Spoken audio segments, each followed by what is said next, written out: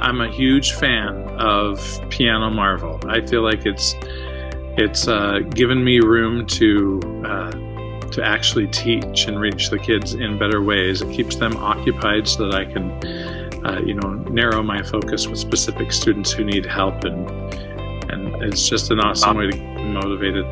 They love the library. Anytime I let them explore the library, they're just excited to find all these songs that interest them. I like the library because it has many different songs for you to play, so you can get better and better. It will help you in method and technique as well. Piano Marvel, I love the amount of songs there is, and you can there's many songs with different difficulties, so you can slowly kind of climb up them and get better.